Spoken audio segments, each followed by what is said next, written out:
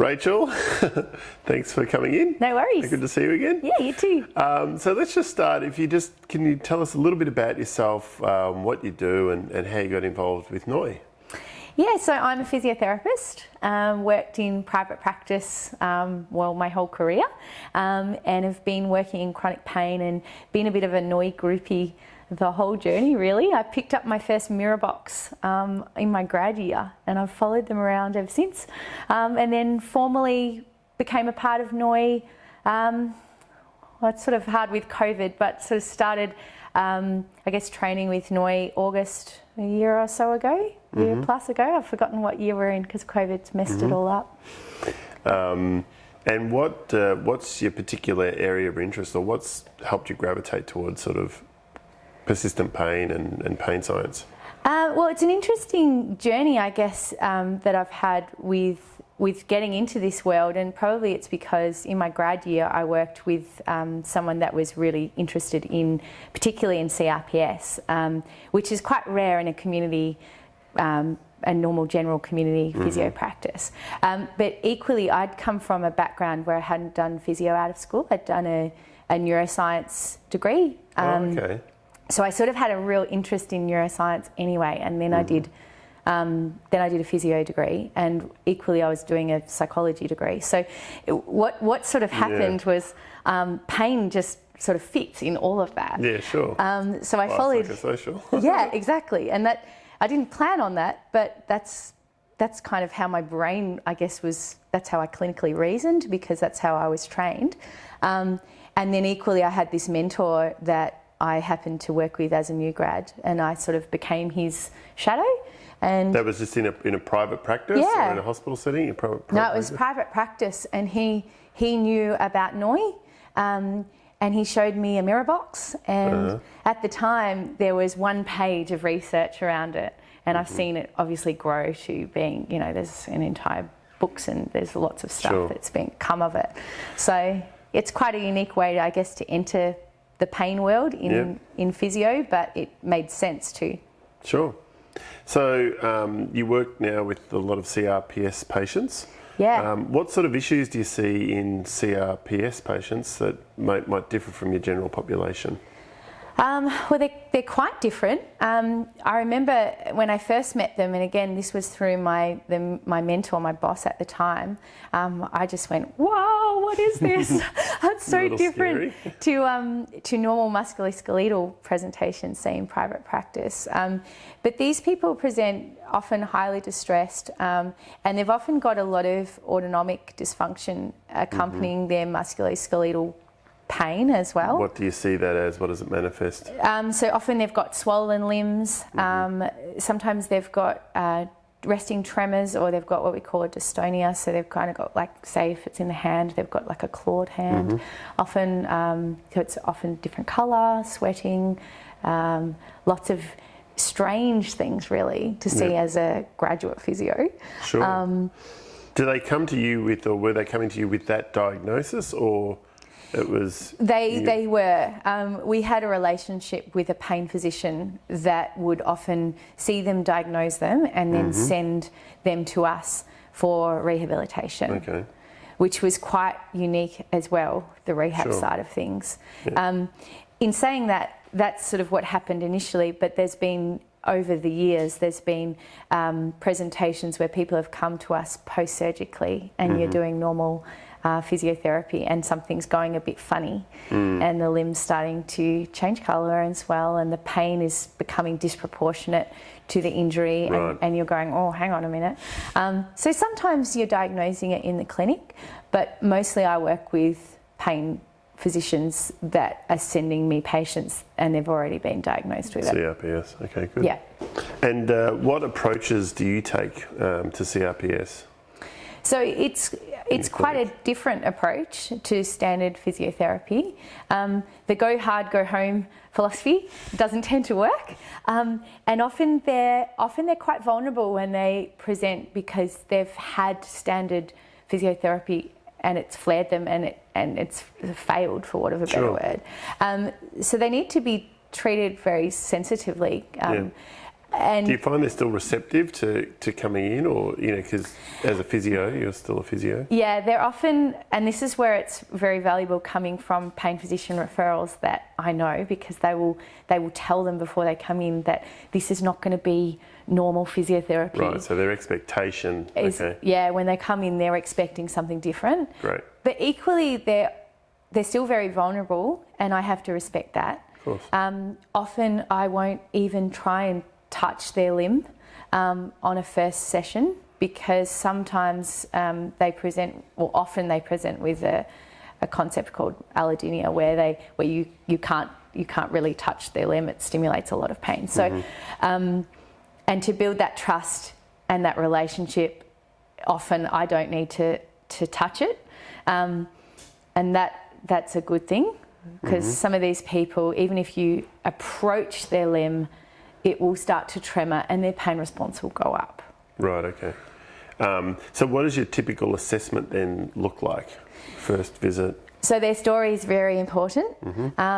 Where they've come from, what has worked, because they've often had a lot of treatment already. So it's important, I guess, for me to acknowledge what has worked in their treatment and embrace that and integrate that into my treatment and build on that, and equally what hasn't worked, and so that I don't do that again and lose their trust.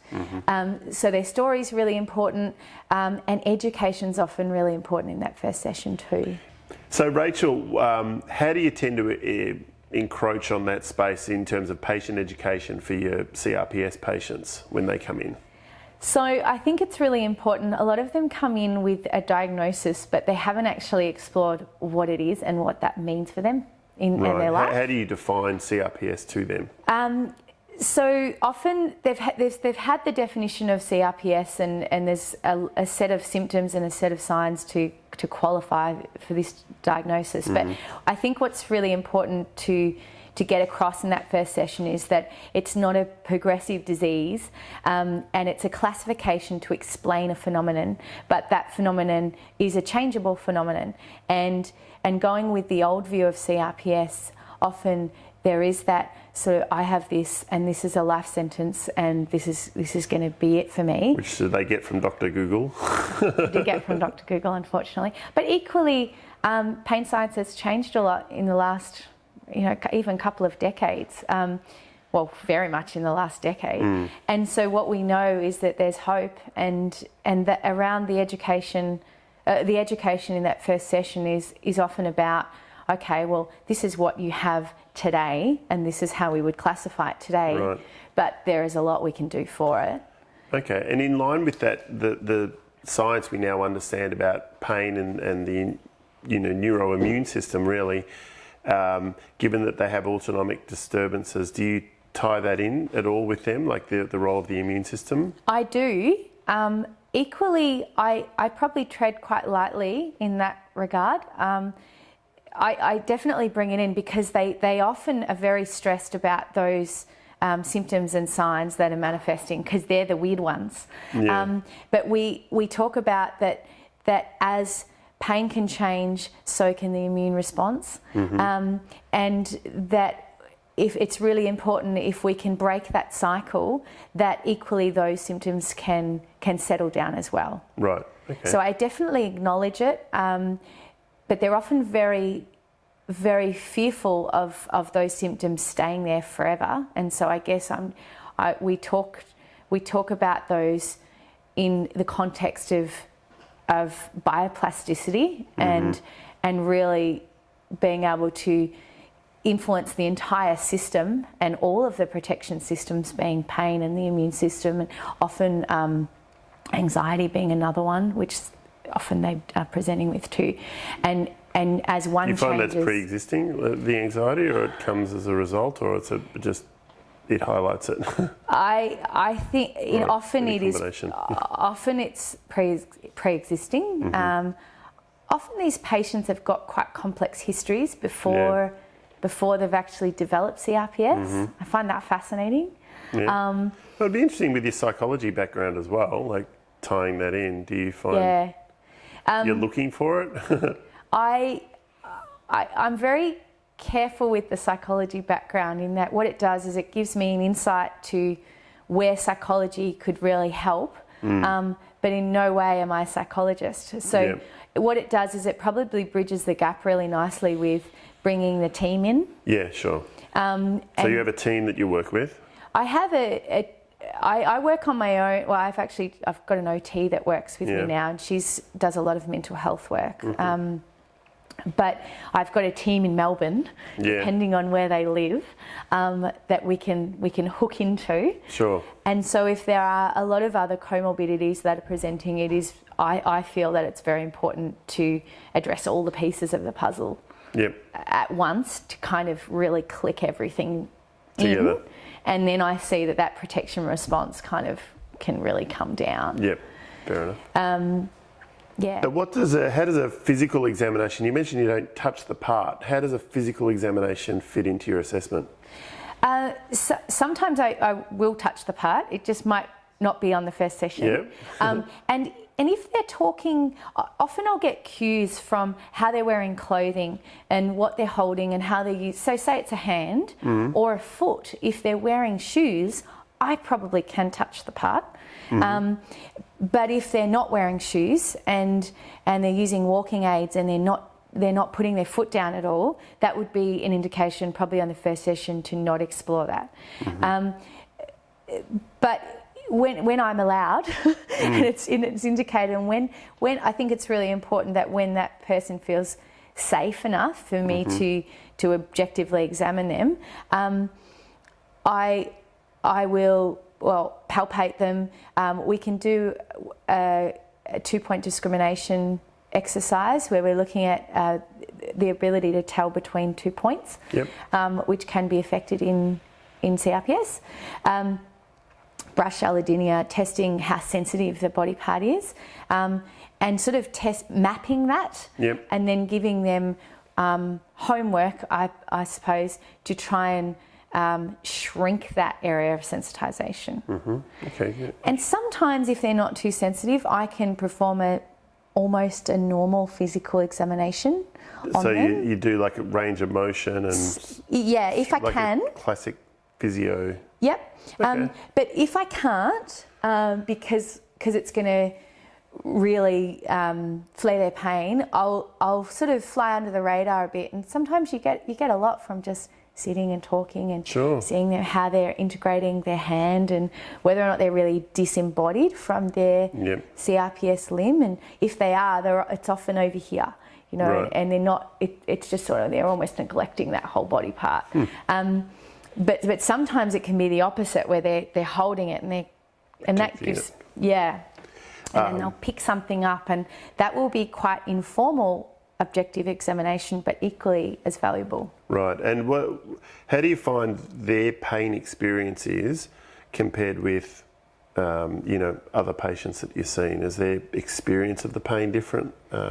Their experience of pain is often very severe.